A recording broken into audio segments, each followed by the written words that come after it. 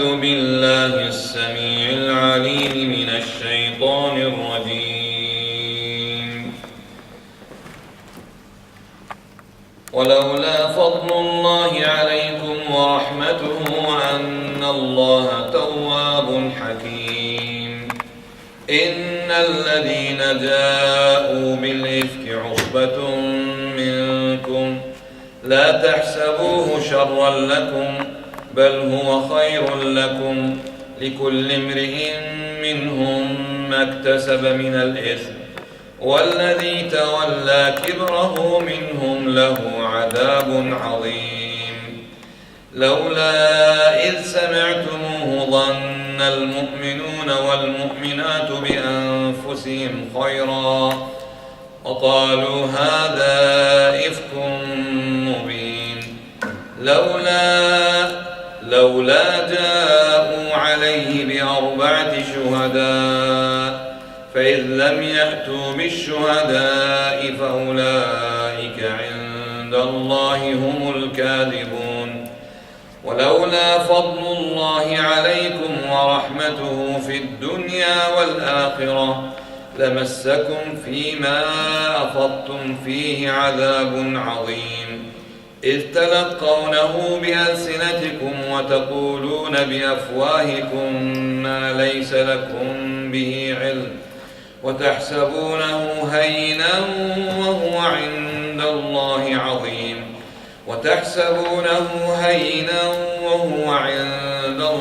عظيم. ولولا إذ سمعتموه قلتم ما يكون لنا أن نتكلم بهذا سبحانك هذا بهتان عظيم. يعظكم الله أن تعودوا لمثله أبدا إن كنتم مؤمنين ويبين الله لكم الآيات والله عليم حكيم. الحمد لله رب العالمين وصلى الله وسلم وبارك على نبينا محمد وعلى آله وصحبه أجمعين. The Sheikh Hafidhullah, he started off by giving praise to Allah and sending salat and salam and barakah upon the Prophet and his companions and his family. أما بعد فنحمد الله الذي لا إله إلا هو. He said after that we praise Allah, the one that there's no deity worthy of worship other than Him. على ما من به علينا من النعم الكثيرة الظاهرة والباطنة. On that which He has blessed us with from the apparent blessings and those which are hidden. ونحن ما زلنا في هذه الدورة العلمية السنوية. And we are still in this annual educational seminar. التي نستقبل فيها إخوة لنا من أمريكا. The one that wherein we receive brothers from us from America. في بلدهم في زيارتهم لنا في الكويت. In their country, their visit to the country of Kuwait. في الدورة العلمية التي يقيمها معهد الفرقان.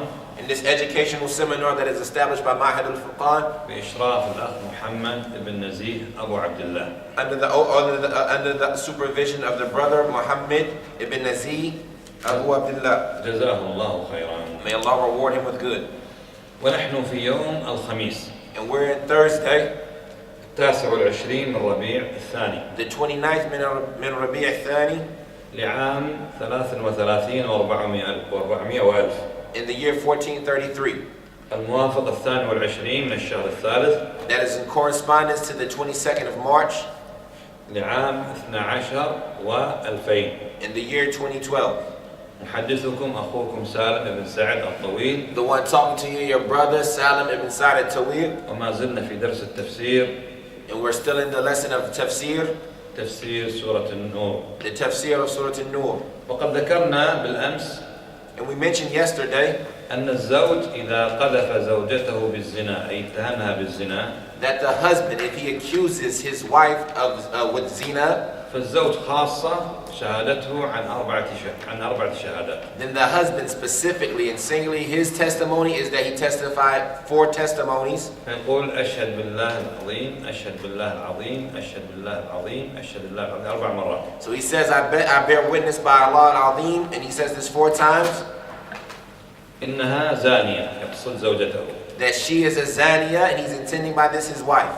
ويقول في الخامسة أن لعنة الله عليه يدعو على نفسه باللعنة إن كان كاذبا. And he says about himself in the fifth one that the curse of Allah be upon him if he was from those who are lying. وحينئذ تعاقب بالرجم حتى تموت. And at this point in time, she is punished with being stoned until she dies. إلا إذا أكذبته قالت هو كذاب. Unless she belies him or calls him a liar and says he's a liar. فحينئذ يطلب منها القاضي. So at this point in time, it's requested, or the judge requests from her, أن تشهد 4 شهادات بالله. that she testify 4 testimonies by Allah. تقول أشهد بالله العظيم، أشهد بالله العظيم، أشهد بالله العظيم، أشهد بالله العظيم. And so she says, I testify by Allah al-Azim, and she says this 4 times. إنه من الكاذبين، أي زوجها إنه من الكاذبين. That he is from the liars, i.e. her husband, that he is from the liars. وتقول في الخامسة. And she says in the 5th. تدعو نفسها بغضب الله. She makes dua against herself for the anger of Allah. أن غضب الله عليها إن كان زوجها من الصادقين. That the anger of Allah be upon her if her husband was from those who were telling the truth. يعني صادقا بما اتهمها به من الزنا. I telling the truth in that which he accused her about of zina. ماذا تسمى هذه؟ What is this called? الملاعنة. الملاعنة. تسمى الملاعنة. It's called ملاعنة. ثم القاضي يفرق بينهما إلى الأبد، ما يلتقيان. ما يعودان زوجان أبدا. And so at this point in time, the judge separates between the two of them forever, so they're not to meet or they're not to be together again as husband and wife. وإن زعم الزوج بأن ما في بطن زوجته إن كانت حاملا ليس ابنا لها، ليس ابنا له. And if the husband claims that that which is in the woman's stomach, if she was to be pregnant, is not a child of his, فحينئذ لا ينسب هذا الابن إلى الزوج. Then at this point in time, this child is not affiliated or attributed to the husband. عرفتم هذا الحكم؟ Did you all know this ruling? ماذا يسمى؟ What's it called? الملاعنة. يقول الله عز وجل ولولا فضل الله عليكم ورحمته، أي أن الله تفضل عليكم ورحمكم برحمته الواسعة. And so Allah says, the translation of which, and it had not been for the grace of Allah, meaning that Allah had, and then His mercy, meaning that Allah had grace upon you and He had given you mercy. لما شرع لكم هذه الأحكام. He wouldn't have legislated for you these rulings. وأن الله تواب أي كثير التوبة. And that Allah is Tawwab, i.e. He is often repentant. من هو التواب؟ Who is the one who is Tawwab? هل الله عز وجل هو التواب ولا الإنسان هو التواب؟ Is Allah the one that is Tawwab, or is the human being the one that is Tawwab? هو الله عز وجل تواب والإنسان تواب. So Allah is Tawwab, and likewise the human being is Tawwab. تواب هذه الصيغة تواب معناها أنه كثير التوبة. This form or this phrasing of the word Tawwab means the one who has often in Tawbah. الله عز وجل تواب بمعنى أنه يقبل التوبة كثيرا. So Allah is Tawwab with the understanding that He is the one who accepts Tawbah often. والإنسان إذا كان يتوب إلى الله كثيرا يقال عنه تواب. And the person, if he was often repenting to Allah or making Tawbah to Allah, it said about him that he is Tawwab. الله عز وجل تواب والمخلوق تواب. So Allah is Tawwab, and likewise the creation is Tawwab. لكن المعنى مختلف. But the meaning is different. الله تواب لأنه يقبل التوبة كثيرا. So Allah is Tawwab because He accepts this Tawbah often. والإنسان الذي يتوب إلى الله كثيرا يقال عنه تواب. And likewise the person who repents or makes Tawbah to Allah often, he is said to be Tawwab. سمى الله نفسه ووصف نفسه بأنه تواب كما في هذه الآية إن الله تواب. So Allah has called Himself and described Himself with the word Tawwab, like is in here in this ayah when He says, verily He is Tawwab. ووصف المخلوق بأنه تواب في قوله تعالى. And He described the creation as them being Tawwab in His statement Ta'ala. إن الله يحب التوابين. The translation of which is, verily Allah loves the Tawwabin. السؤال من جديد. So I ask the question again anew. من هو التواب؟ Who is Tawwab? الله عز وجل أو الإنسان؟ Is it Allah or the human being? الله عز وجل تواب والإنسان تواب. Allah Azza wa Jalla is Tawwab, and likewise the human being is Tawwab. لكن المعنى مختلف. But the meaning is different. فالله عز وجل تواب أي أنه يقبل التوبة كثيرا من عباده. So Allah Azza wa Jalla is Tawwab, meaning He accepts this Tawbah from His servants often. وأما الإنسان يقال عنه تواب. And as far as the human, it is said about him Tawwab, إذا كان كثير التوبة إلى الله عز وجل. if he was oft in giving Tawbah or making Tawbah towards Allah Azza wa Jalla. فقال الله عز وجل نفسه هنا إن الله تواب. So Allah says about Himself here that verily Allah is Tawwab. أي يقبل كثيرا من عباده التوبة. i.e. that he accepts from his servants often this tawbah. فهو يتوب بالليل والنهار. So he accepts this tawbah in the day and in the night and in the day. والتوبة بابها مفتوح. In tawbah, its door is open إلى أن تطلع الشمس من مغربها آخر الزمان. until the sun rises from the west in the last days. وكل إنسان في حقه باب التوبة مفتوح. And every individual in his own regards, the door of tawbah is open. ما لم تغرغر روحه يعني تصل إلى درجة الغرغرة قبيل الوفاة هذا لا تقبل توبته. As long as the soul doesn't start to boil in his throat or go about in his throat, meaning close to the time of his death when the soul is about to come out. وقال الله عز وجل سمى نفسه وصف نفسه فقال حكيم أي ذو حكمة. And Allah says about himself, he's named himself Hakim, i.e. the one who is known as having wisdom. والحكمة هي وضع الشيء في مكانه المناسب. And wisdom is to put something in its suitable and proper place. فالله عز وجل حكيم. So Allah is Hakim لأنه يضع كل شيء في مكانه المناسب. because he puts everything in the place that it belongs. والله عز وجل حكيم بمعنى أنه يحكم. And Allah is Hakim also with the meaning that he judges. إذا ما معنى حكيم؟ So therefore, what is the meaning of Hakim? لها معنيان. It has two meanings. أن الله عز وجل حكيم أنه يضع الأشياء يعني ذو حكمة يضع الأشياء في أماكنها المناسبة. It means that Allah is Hakim, that he has hikmah, he puts things in their suitable places. وحكيم بمعنى أنه ذو حكم أنه يحكم. And Hakim with the meaning that he is the one that judges, meaning he's the one that judges. وأين حكمة الله عز وجل تكون وأين حكم الله عز وجل يكون؟ And where is the wisdom of Allah to be found, and where is the ruling or the judgment of Allah to be found? هل حكمة الله عز وجل تكون في مخلوقاته ولا في تشريعاته؟ Is the wisdom of Allah to be found in those things that he created or in the things that he legislated?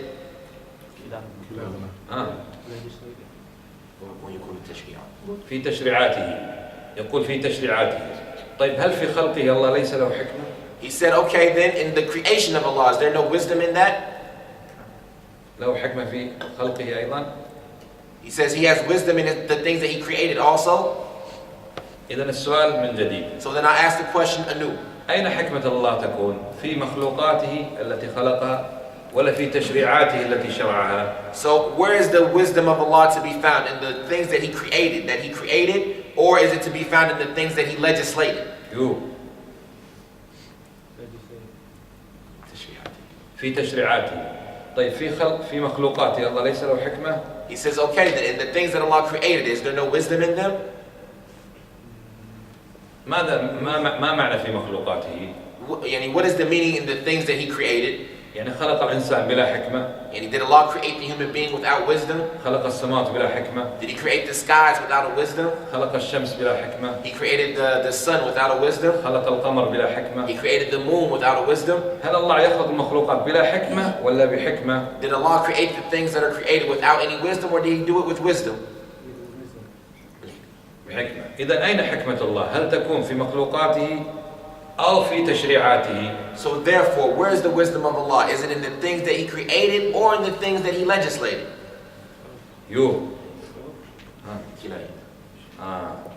نعم. الله عز وجل حكيم ذو حكمة يضع الأشياء في أماكنها المناسبة. He says Allah Azza wa Jalla is Hakim, the one that has wisdom. He puts things in their proper place. في مخلوقاته and the things that he created, وفي تشريعاته. as well as in the things that he's legislated. ما معنى في تشريعاته؟ What does it mean, the things that he's legislated? يعني فرض الصلاة. Like he made salat obligatory. فرض الزكاة. Likewise zakat. فرض الصيام. Likewise siyam. حرم القتل بغير حق. He made it prohibited murder without just cause. حرم الخمر والزنا. He made khamr and zina also prohibited. كل ما شرعه الله لعباده.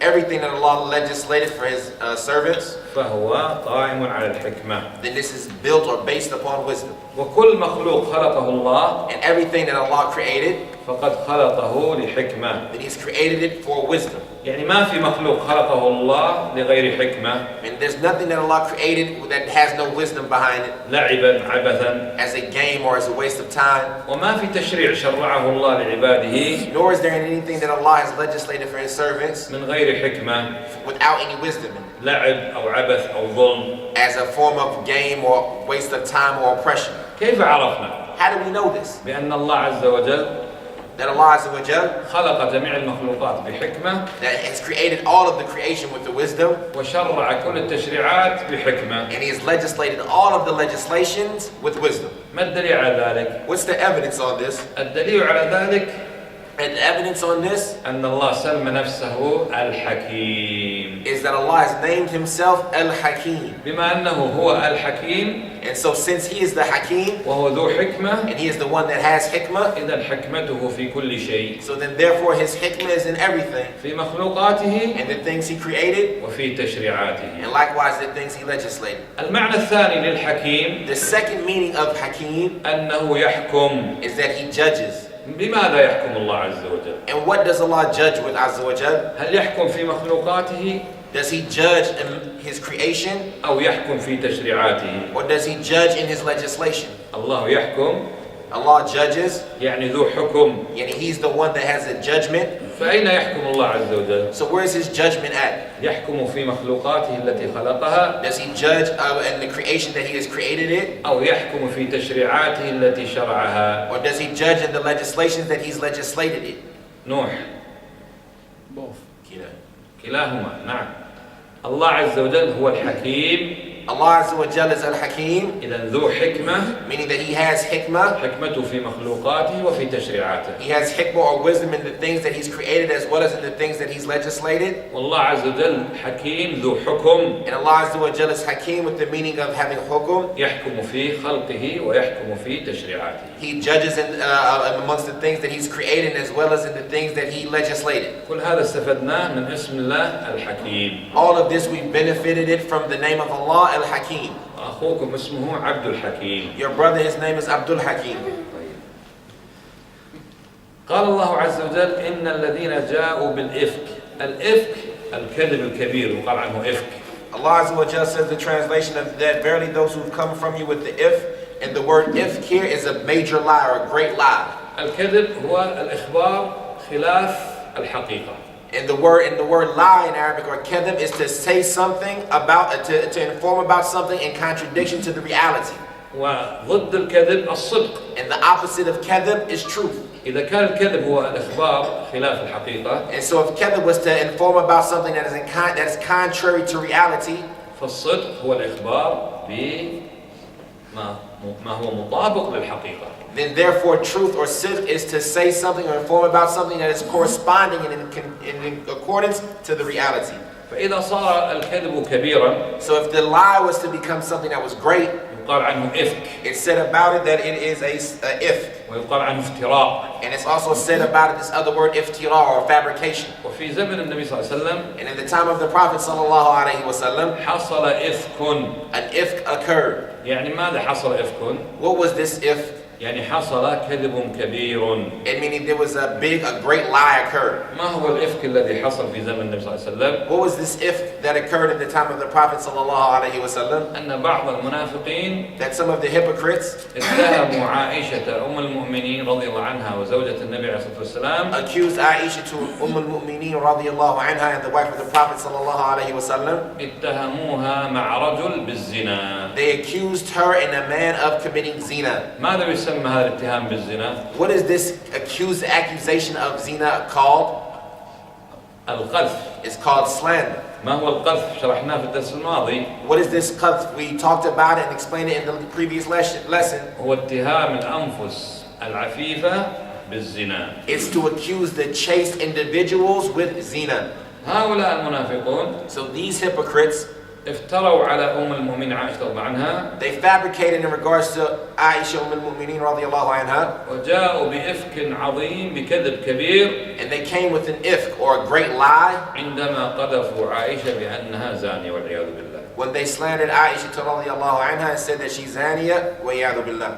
هل هؤلاء الذين جاءوا بالإفك بهذا الكذب الكبير هم من خارج مجتمع النبي عليه الصلاة والسلام ولا من مجتمع النبي عليه الصلاة والسلام؟ These individuals who came with this ifk and it is a big lie, were they outside of the community of the Prophet sallallahu alaihi wasallam or were they part of the community of the Prophet sallallahu alaihi wasallam? هل كانوا من اليهود Meaning that were they from the Jews أو كانوا من كفار قريش or from the kuffar of Quraysh أو كانوا من مجتمع النبي عليه الصلاة والسلام؟ or were they from the community of the Prophet sallallahu alaihi wasallam?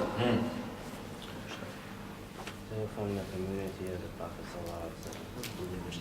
كانوا من مجتمع النبي عليه الصلاة والسلام. He said they were from the community of the Prophet sallallahu alaihi wasallam. فهؤلاء كان ظاهرهم الإسلام. So these individuals, their apparent affair was Islam. ليسوا من الكفار. They weren't from the kuffar. بل هم ظاهرهم من الإسلام من المسلمين. Instead, their apparent affair was that they were from the Muslimin. والإنسان إذا كان في باطنه كافرا. And an individual, if he was inside of himself a kafir, وفي ظاهره الإسلام. and in his apparent affair on Islam, يقال عنه في الشرع منافق. It said about him in the legislation that he is a munafiq. وهؤلاء كانوا عصبة أي مجموعة جماعة من المنافقين في المدينة. And these group, they were a usba, يعني a group of hypocrites that were from Medina. هم الذين جاءوا بهذا الكذب العظيم على زوجة النبي عليه الصلاة والسلام عائشة رضي الله عنها. They were the ones who brought this great lie against Aisha, the wife of the Prophet radiallahu anhu. رب العالمين يقول منكم.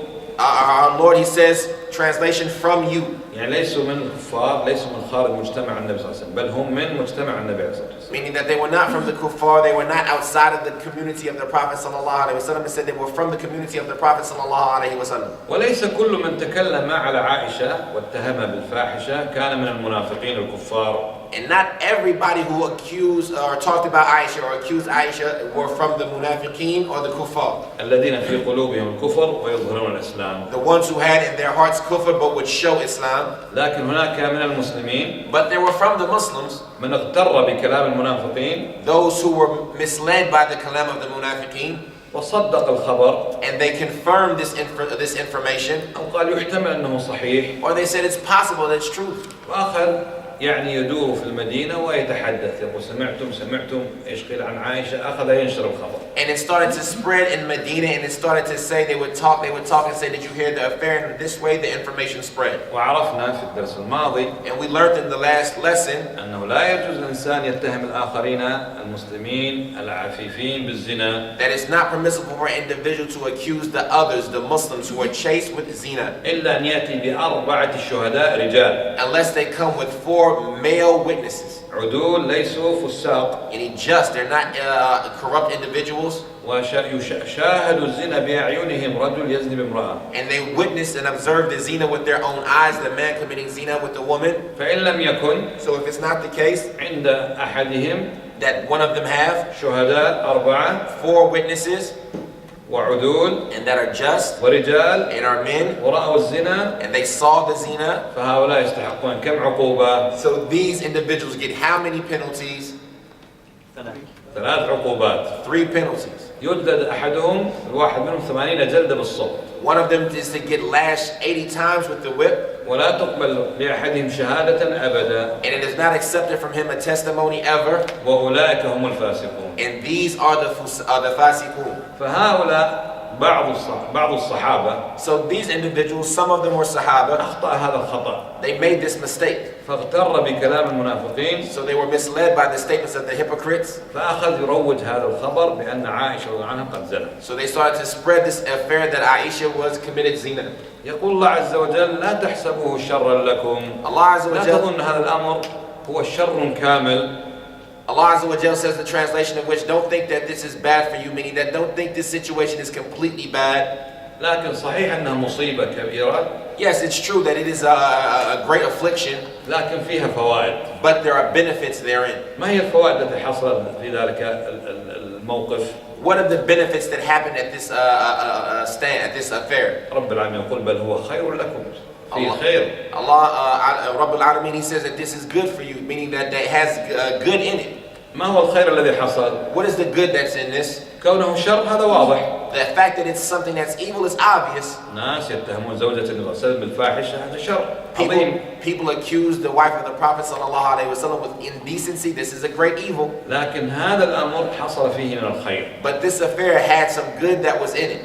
مثل ماذا؟ Example of it is what? تبين للناس إلى يومنا هذا بأن الرسول صلى الله عليه وسلم لا يعلم الغيب. It's been clarified to the people until our present day that the Messenger that the Prophet sallallahu alaihi wasallam did not know the unseen. ولا يعلم الغيب إلا الله عز وجل. And no one knows the unseen except Allah azza wa jal. الرسول صلى الله عليه وسلم ما يعلم هذا الذي يقال عن عائشة هو صدق ولا كذب. The Prophet sallallahu alaihi wasallam did not know about this that was said about Aisha. Was it truth or falsehood? لو كان يعلم الغيب If he knew the unseen, لعلم هذه الحقيقة. he would have knew the reality. لكن بقي 50 ليلة Instead, he remained for 5 nights. في حيرة من أمره. Oh, 50 I he remained for 50 nights in confusion about his affair. هل صحيح الذي قيل عنها أو ليس بصحيح؟ Is it true what was said about her or not correct or true? إلى درجة أنه استشار بعض أصحابه في أمر عائشة هل يطلقها ولا يمسكها؟ Until the point reached that he took advice from some of his companions about Aisha, should he divorce her or should he keep her? من الخير الذي حصل So from the good that happened, ظهر أمر المنافقين the affair of the hypocrites became apparent. الذين يخفون في قلوبهم الكفر ويتظاهرون بالإسلام. The ones who hid inside themselves kufr and made apparent Islam. متى ظهروا على حقيقتهم؟ How was the affair apparent about their reality? في حادثة وقصة الإفك. And that it was done in the event and the story of the ifk. وظهر هناك من هو صادق. And then it became apparent that those who were truthful. فحفظ لسانه. And so they preserved and guarded their tongues. وأحسن الظن. And they had good thoughts. وقال لا أقول في عائشة إلا خيرا. And they said, I'm not going to say about Aisha except good. وحصل للمؤمنين. And the mu'mineen that occurred for them. لرسول الله صلى الله عليه وسلم. The ones in the Prophet sallallahu alaihi wasallam. ولعائشة رضي الله عنها. And in Aisha radiallahu anha. ولوالديها. And in her parents. حصل لهم ماذا؟ And it happened for them what? الصبر فحصلوا على ذاك أجرا عظيما. And they obtained some patience, so they got by way of it a great reward. وغير ذلك من الفوائد والمنافع الخير الذي حصل في هذه القصة. And other than that, from the fawaid, the benefits and the good qualities that were good from the story of Aisha. فعائشة ابتليت بلاء عظيما. So Aisha was tried a great trial. فرفع الله قدرها. So Allah raised her stature. وأنزل قرآنا في هذه السورة سورة النور.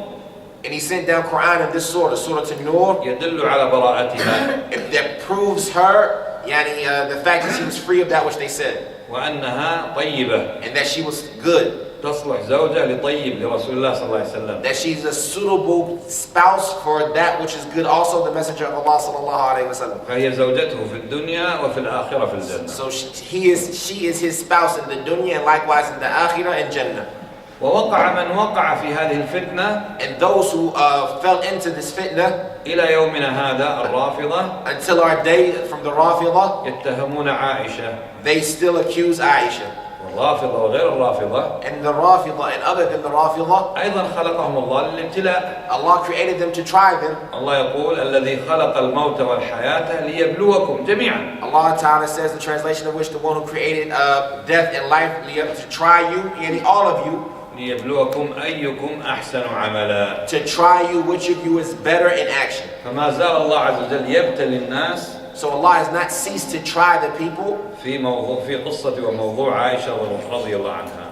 By way of the story and the affair of Aisha radiallahu anha. بين الله عز وجل هنا فقال. Allah clarified it here, and he said. لكل امرئ منهم أي لكل إنسان منهم. The translation of which to every individual from him, meaning from every human from them. ما اكتسب من الإثم بسبب خوضه وكلامه بهذا الموضوع. Is what he earned from the sin, i.e. because of what his statements was and that which he entered into this affair with it. والذي تولى كبره يعني الذي تكفل وتزعم هذا الموضوع نشر هذا الخبر. And the one who led this affair, meaning the one who took the responsibility on and started to spread this affair. له عذاب عظيم. To him is a great punishment. وهذا كان رأس المنافقين. And this was the head of the hypocrites. اسمه عبد الله ابن أبي ابن سلول. His name was Abdullah ibn Ubay ibn Salul. هذا رأس المنافقين. He was the head of the hypocrites. اسمه ماذا؟ His name was what? عبد الله ابن أبي ابن سلول. Abdullah ibn Ubay ibn Salul. هذا يختلف عن عبد الله ابن سبأ. He is different than Abdullah ibn Saba. عبد الله بن سبأ أيضا هذا رأس كبير بالكفر. Abdullah ibn Saba was also another head of Kufr. هو الذي أسس دين الرافضة. He was the one who founded the religion of the Rafida. خرج بعد النبي عليه الصلاة والسلام. He came after the time of the Prophet sallallahu alaihi wasallam. أما رأس المنافقين في المدينة. As far as the head of the hypocrites in Medina. اسمه عبد الله ابن أبي ابن سلول. Then his name is Abdullah ibn Ubay ibn Salul. كثير من الناس يخلط بين الاثنين. A lot of people confuse between the two. اسمائهم كما ترون الاسم الأول متطابق عبد الله. So their names, as you see, their first names are the same, Abdullah and Abdullah. لكن المنافق ما اسمه. But the hypocrite, his name was what? ابن أبي بن سلول. the son of Ubay, the son of Salul. واليهودي ذاك الذي أسس دين الرافضة اسمه عبد الله ابن. And that Jew, the one who founded the religion of the Rafida, his name was Abdullah, the son of سبأ ابن سبأ. the son of Saba. هذا توعده الله بعذاب عظيم. So this one, Allah threatened him with a great punishment. ثم يعاتب الله المؤمنين. And then Allah chastises the mu'mineen. فيقول لولا إذ سمعتموه. And so He says, why then not when they heard it? كان المفروض لما سمعتم هذا الخبر. Meaning that which was suitable and necessary when you heard this affair. ظن المؤمنون والمؤمنات بأنفسهم خيرا. يعني كان المفروض أن تحسنوا الظن. The mu'mineen and the mu'minat thinking themselves good, meaning it was suitable that you should have thought good. طيب. ظن المؤمنون والمؤمنات بأنفسهم. ما التهمة كانت موجهة إلى عائشة ليست إليهم هم. And he says here that the mu'mineen and the mu'minat think about themselves good, but the accusation was towards Aisha, not to them.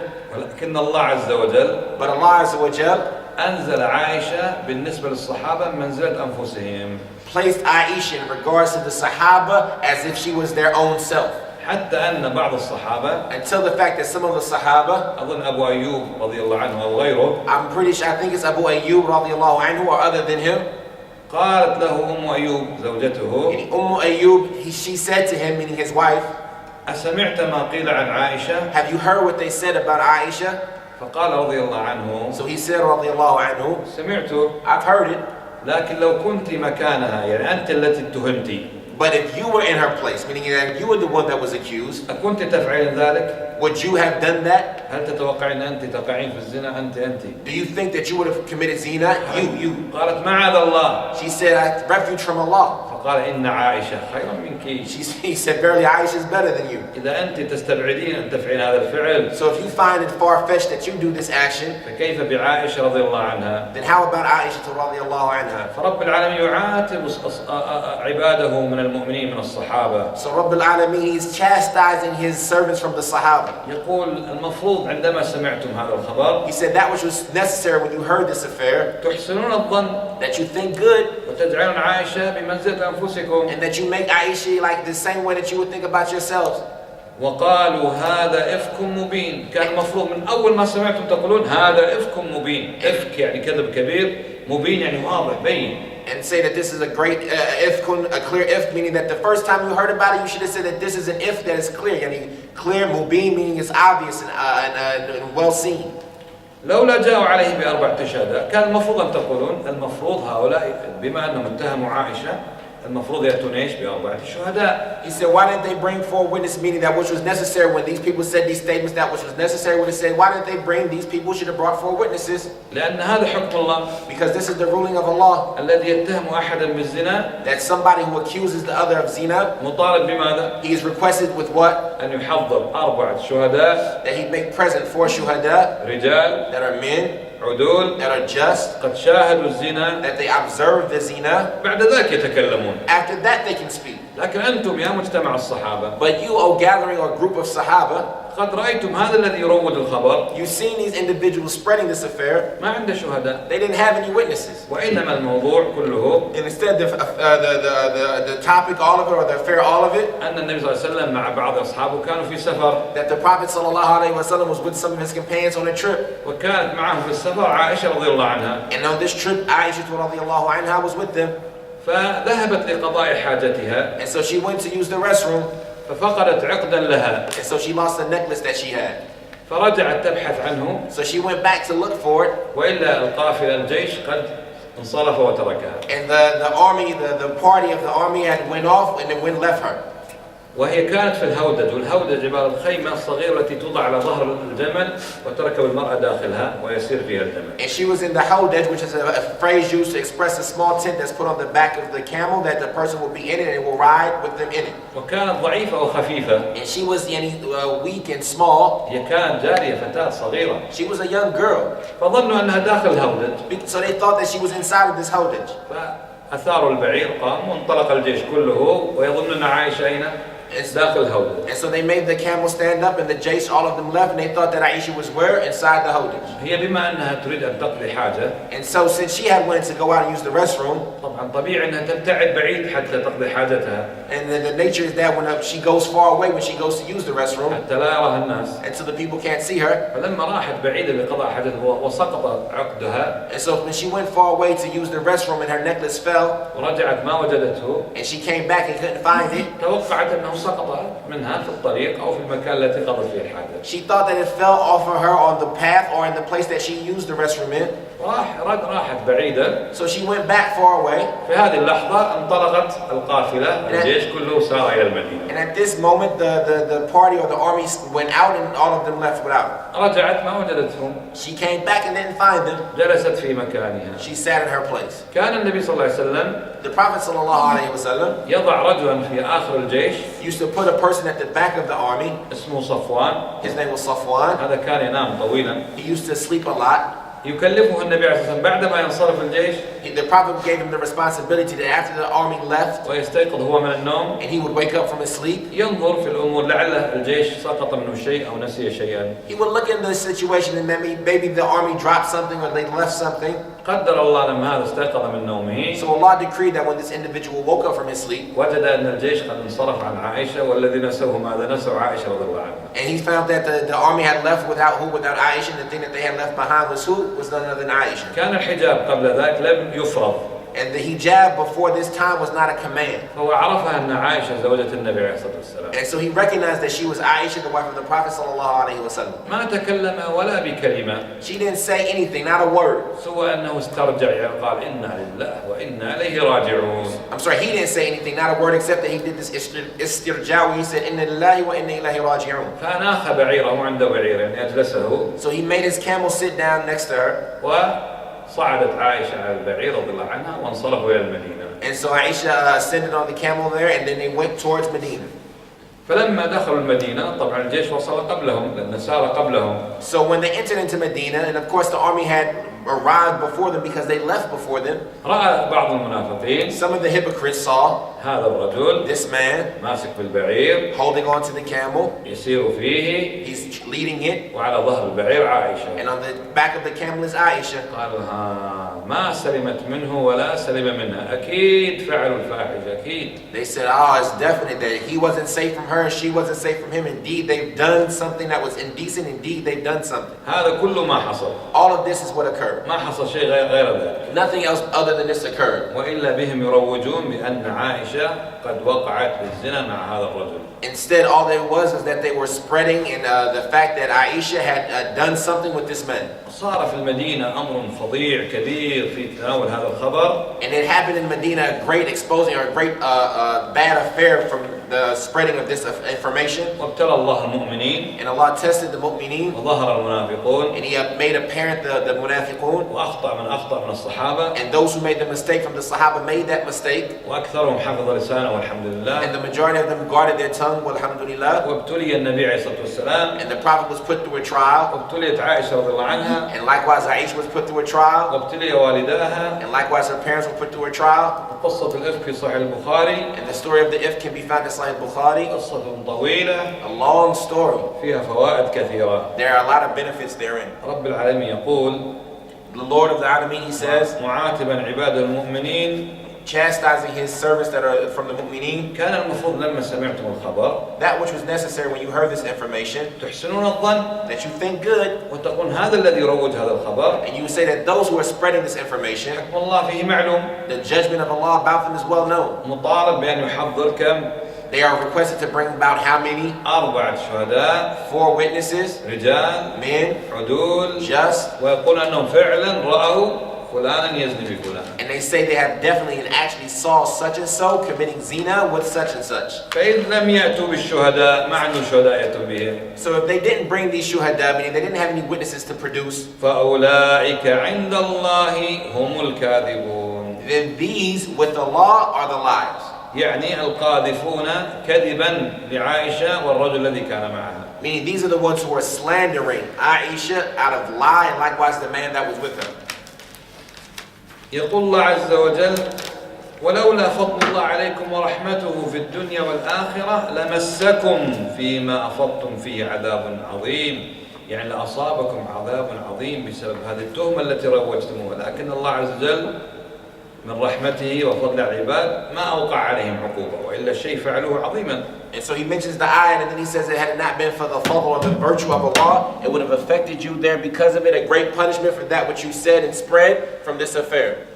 فإن قال قائل So if a sayer was to say, طيب لماذا يمس المدينة كلها عذاب مع أن الذين قاموا بهذا هم فئة من الناس؟ why would it affect all of Medina a punishment even though the ones who actually did it were just a group of the people? نعم رب العالمين يقول في كتابه واتقوا فتنة لا تصيبن الذين ظلموا منكم خاصة. We say yes, Allah, Rabbul Alamin, he says in his book, the translation of which is fear of fitna, that doesn't just affect those who ظلموا, يعني who are did zulm from amongst you specifically. هذا ممكن. This is possible. أن يقع الظلم من بعض الناس. That this zulm can occur from some people. فيأتي العذاب على كثير من الناس. And the punishment will come on the majority of the people. لكن الله عز وجل من رحمته. But Allah Azza wa Jalla from His mercy. تفضل على عباده. Was generous and bountiful to His servants. فلم يمسهم وينزل عليهم عذابا. So He didn't touch them or send down upon them a punishment. يصف الله عز وجل الحال التي مر بها بعض الناس. So Allah is describing the condition that some of the people were in.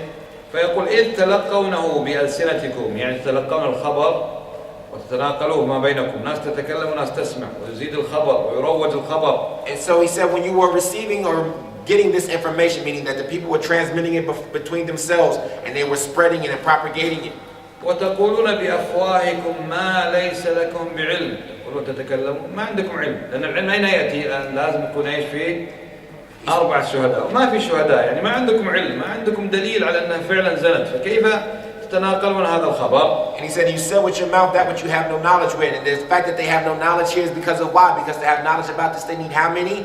4 witnesses. There's no 4 witnesses here, so they didn't have the right to say this information because they didn't have any knowledge about this information.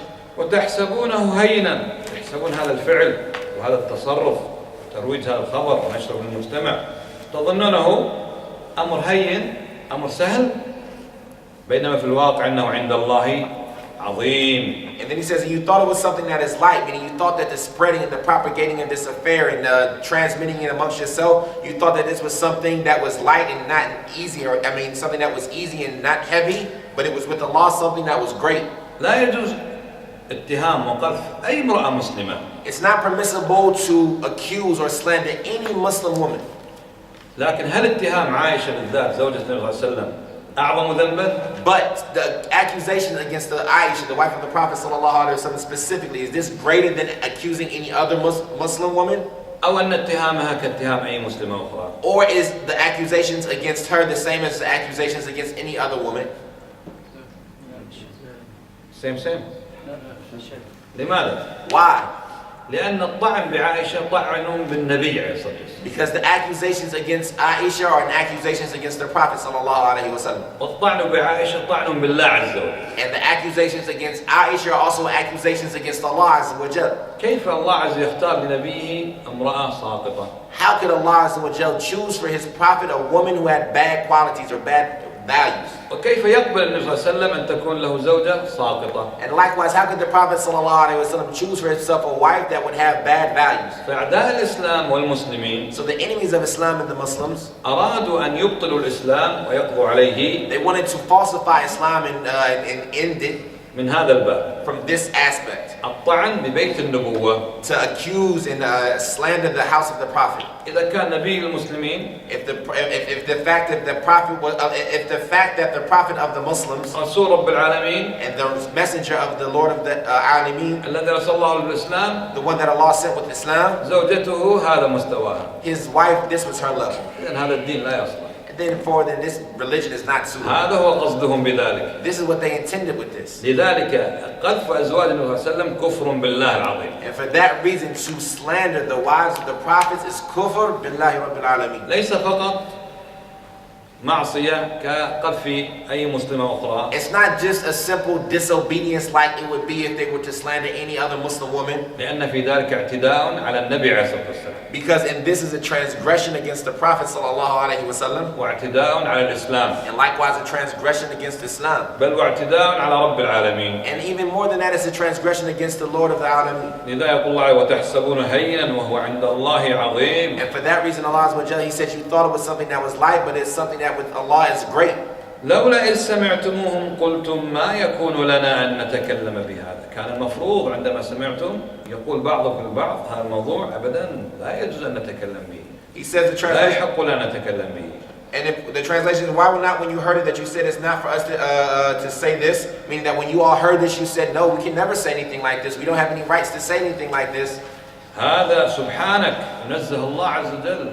سبحانك ما مناسبة تنزيه الله في هذا الموضوع. And so he says this, and then they glorified Allah and said Subhanak, and they glorify and free Allah from any deficiencies. What's the aspect of freeing Allah from deficiencies here? سبحان الله الله عز وجل ما يرضى أن يرسل رسولا له زوجة ساقطة. And subhanallah, Allah Azza wa Jalla is not pleased that He give His messenger a wife that has bad values. ولا يرضى الله لنبيه زوجة ساقطة. And Allah is not pleased for His prophet that he have a wife with bad values. بل الواجب على المسلم أن يؤمن. Instead, that which is obligatory on the mu'min and that on the Muslim is that he has iman in the fact بأن الله لن يختار نبيه إلا خير نساء العالمين. that Allah will not choose for His messenger except the best of the women of the universe. قال أعداء الإسلام. The enemies of Islam say, لكن زوجة نوح but the wife of Noah عليه السلام alayhi salam, وزوجة لوط and likewise the wife of Lut عليه السلام alayhi salam, كانتا خائنتين. they were both two wives who betrayed betrayed their trust. فما المشكلة؟ So what's the problem here? أن تكون زوجة نبي محمد صلى الله عليه وسلم عائشة أيضا خائنة. That the prophet, that Aisha, the wife of the Prophet sallallahu alaihi wasallam, would also be someone who betrayed the trust. هذا الآية التي استدلوا بها. These ayah that they try to use as evidence. هي عليهم ليست لهم. هي دليل عليهم ليست لهم. It's an evidence against them and not for them. كيف ذلك؟ How is that? لما خانت كل من زوجة نوح وزوجة لوط عليهم السلام. When each of them, the wife of Nuh and the wife of Lut alayhim salam, didn't carry out the trust.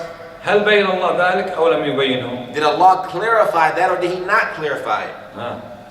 بينه. He clarified it. فلو كانت عائشة رضي الله عنها خائنة. So if Aisha likewise was someone that betrayed the trust, لبين الله أمرها. Allah would have clarified her affair. كما بين أمر زوجة نوح وزوجة لوط. Just as He clarified the affair of the wife of Nuh and the wife of Lut. لكن الأمر على عكس ذلك. But the situation is opposite to that. الله عز وجل أثنى عليها. Allah Azza wa Jalla praised her. وأنزل براءتها. And He sent down her freedom of these things. ورضي عنها. And He had pleasure upon her. واختارها زوجة لنبينا محمد صلى الله عليه وسلم في الدنيا وفي الآخرة. And He chose her as a spouse for our Prophet sallallahu alaihi wasallam in the dunya and the akhirah. حتى آخر لحظة من حياة النبي صلى الله عليه وسلم. Until the fact that the last moments of the life of the Prophet sallallahu alaihi wasallam. وآخر أنفاسه وحركة قلبه آخر لحظة في حياته. And his last breath and his last moment and the last beat of his heart. توفي عليه الصلاة والسلام. He passed away sallallahu alaihi wasallam. ورأسه على نحر عائشة. And his head was resting on the nahr of Aisha. فلو كانت خائنة. So if she was someone who betrayed the trust, هل يبقيها الله زوجة لنبيه؟ would Allah leave her to continue to be the wife of the Prophet sallallahu alaihi wasallam? بينما زوجة نوح. While at the time that the wife of Nuh وزوجة لوط. and the wife of Lut, أهلكهم الله في الدنيا. Allah destroyed them in the dunya. غير عذاب الآخرة أيضا. And this is not considering the punishment in the hereafter that they'll get also. فالآية تدل على ماذا؟ So the ayah there then proves what? على أن لو كانت عائشة خائنة. That the fact that if Aisha was someone who betrayed the trust, كزوجتين أو كزوجة نوح وزوجة لوط عليهم السلام. like the wife of Nuh and the wife of Lut عليهم السلام, لبين الله أمرهما. Allah would have clarified her affair. ثم زوجة نوح وزوجة لوط ما كانتا زانيتين. And then also, the wife of Nur and the wife of Lut, they weren't people who committed zina. لكنهما كانتا كافرتين. Instead, they were two kafiras. اقرأوا الآية. Read the ayah. ضرب الله مثلا. The translation is Allah sets an example. للذين كفروا. For those who commit kufr. امرأة نوح وامرأة لوط. The wife of, or the woman of Nuh and the woman of Lut. لم يقل الله عز وجل. Allah Azza wa Jal didn't say. ضرب الله مثلا. Allah sets an example. للاتي زنينا. To the two that committed zina. أو للذين زنوا. Or to those who committed zina. امرأة نوح وامرأة لوط. The woman, those who committed zina, the wife of Nuh and the wife of Lut. فالخيانة التي وقعتا فيه. So this betraying of the trust that the two of them fell into. من هما؟ Who are they? امرأة نوح وامرأة لوط عليهما السلام. The woman, the wife of Nuh and the wife of Lut عليهما السلام. هي خيانة الكفر لا خيانة الزنا. This was the betraying the trust with disbelief, not betraying it with zina. إذا نعود ونقول. And so therefore we'll go back and say. إن الطعن بعائشة رضي الله عنها. The accusation or slandering against Aisha رضي الله عنها. المؤمنين. The mother of the mu'mineen. هو طعن بالنبي عليه الصلاة والسلام. It's an accusation against the Prophet صلى الله عليه وسلم. وطعن بالإسلام. And likewise an accusation against Islam. بل وطعن بمن؟ And also an accusation against who? بالله رب العالمين. Against Allah رب العالمين. لذلك الله يقول كان المفروض تقول سبحانك هذا بهتان عظيم. بهتان يعني كذب كبير. لذلك رب العالمين, he says that that which was necessary was that which you should have said was subhanak, and glorified be you. This is a buhtan, meaning a great lie that is clear and obvious. يعظكم الله أن تعودوا لمثله أبدا. يوعظكم موعظة أن ترجعوا وتتهموا عائشة أو غيرها من أمهات المؤمنين بهذه التهمة بالفاحشة. He says Allah warns you that you go back to this, and He gives you an admonition that you go back to these type of accusations against Aisha or other than her from the believers ever again. إن كنتم مؤمنين إن كان فيكم إيمان فلا تعودوا إلى اتهام عائشة رضي الله عنها. If you were from the mu'mineen, meaning if there is found inside of you iman, then don't go back to accusing Aisha radiallahu anha. وقوله إن كنتم مؤمنين. And his statement, if you all were mu'mineen, دليل على أن الذي يعود ويتهم عائشة ويصر على أنها فعلا زانية هو ليس من المؤمنين. is the evidence that those who go back and accuse Aisha about this action and continue upon that are not from the mu'mineen. ويبين الله لكم آياته الآيات الشرعية التي فيها الأحكام. And Allah clarifies for you His ayat, His ayat that are legislated, i.e. the ayat al-shari'iyya, which are the judgments and the rules. والله عليم أي يعلم كل شيء. And Allah is alim, and He knows everything. حكيم. Hakim. ما معنى حكيم؟ What is the meaning of Hakim? يعني ذو حكمة. Meaning the one who has hikmah. يضع الأمور في مكانها المناسب. He puts things in their proper place. وحكمته جل وعلا. And His wisdom جل وعلا في خلقه أو في شرعه. is in His creation or in the things He legislated. في خلقه وفي شرعه. In His creation and in the things He legislated. وحكيم ذو حكم. And likewise Hakim, and He has the hukm or the judgment. يحكم في خلقه. He judges His creation. أو يحكم في شرعه. Or He judges with the things that He legislates. What was the question? What's the question, huh? Obviously. Allah al-Hakim ذو حكم. Allah is Hakim, and He's the one that has hukm or judgment. يحكم في خلقه. Does He judge in His creation? أو يحكم في شرعه. Or does He judge in regards to what He's legislated? Oh, same, both. في هذا وهذا. نعم في هذا وهذا. والله تعالى أعلم. And Allah knows best. الحمد لله أول وآخر صلى الله وسلم وبارك على محمد وعلى آله وصحبه. الحمد لله الأول والآخر وصلى الله على نبينا محمد وعلى آله وصحبه أجمعين.